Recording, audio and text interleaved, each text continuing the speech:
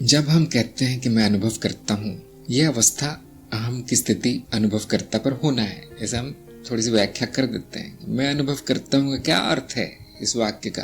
क्यों कहा गया है मैं अनुभव करता हूँ? क्योंकि जो अहम वृत्ति स्वयं को शरीर बता रही थी, स्वयं को मन, स्मृति आदि आदि बता रही थी, वही कह रही कि मैं ये सब नहीं हूँ, मैं अनुभव करता हूँ। तो केवल अहम की स्थिति बदली है, जो जैसा था वैसा है सब कुछ।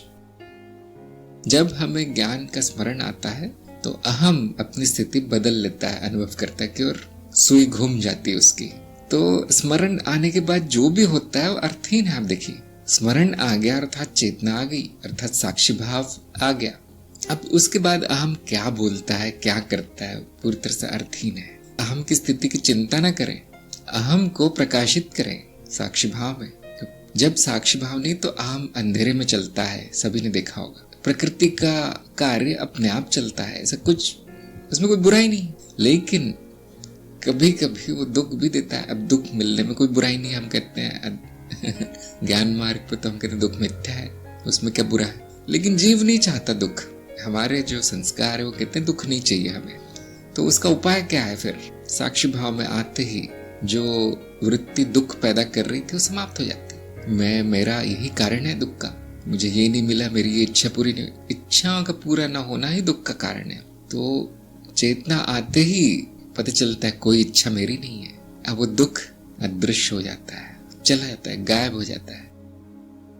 हाँ, एक थोड़ा सा खालीपन सा आप में लगेगा कि अरे इच्छा तो पूरी हुई नहीं, दुख तो नहीं हो रहा मुझे, कोई बात नहीं, मेरी इच्छा नहीं थी वो, लेकिन हुई नहीं पूरी। इस तरह से एक नीरसता सी आ जाती जीवन में, है ना, एक खालीपन सा आ जाता है। क्या करूं गुरुजी ने तो बोल दिया तुम्हारी कोई इच्छा ही नहीं। अभी जीव थोड़ा सा डिप्रेशन में चला जाता है, क्या करूं मैं फिर? उसको करने के लिए कुछ चाहिए।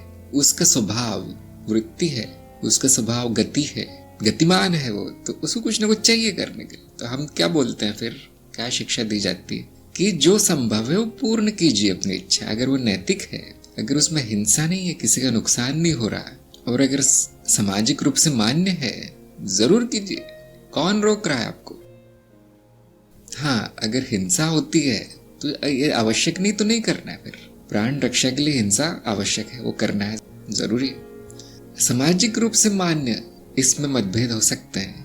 यदि ऐसी इच्छा है जो सामाजिक रूप से मान्य नहीं है, उसको आप गोपनीय रूप से पूरा कर सकते हैं। तो क्योंकि सामाजिक रूप से मान्य क्या है, पूरी तरह व्यक्तिनिष्ठ है, सबको मान्य नहीं होता वो। यदि आपकी सीमाएं समाज के बाहर चली गई हैं, अब आप असीमित होना चाहते हैं, तो समाज से झगड़ा तो मोल नहीं ले सकते। तो हम क्या करते हैं कि अपना एक व्यक्तिगत जीवन अलग बना लेते हैं, वो किसी को नहीं बताया जाता। अब यहाँ पर नीरसता समाप्त हो जाती जीवन की।